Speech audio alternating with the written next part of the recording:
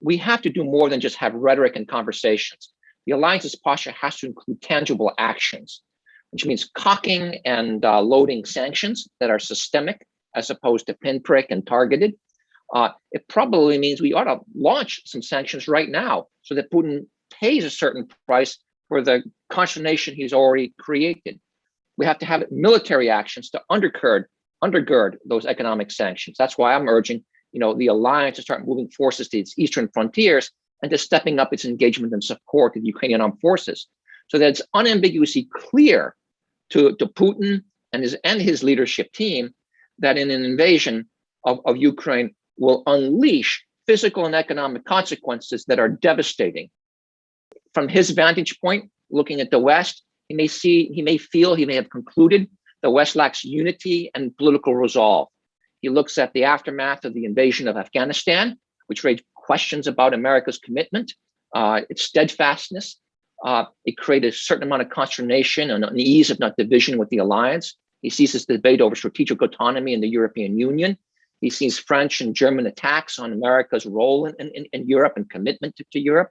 He sees a political landscape in Europe that could be inhibiting to decisive action, elections in France, uncertainty in the Dutch government, divisions between NATO allies, between, let's say, the Germans and the French, certainly the United States, Poland, Hungary, and Turkey. He sees uncertainty in Montenegro. He sees a government in Germany that's in transition. So he may feel this is actually an opportune time to move decisively in his quest to reacquire part of Ukraine, if not all of Ukraine. I think there is progress being made by the very intensive consultations the Biden administration is undertaking with allies. That is really intensified. And that leads me to hope that actually the West will take the steps necessary to deter what appears to me to be an imminent invasion. So it was a more onerous, more challenging task of deterrence than what we have today. And the West came in. We deployed AWACS. Our forces were on high alert on the Fulda Gap, then NATO's eastern frontier.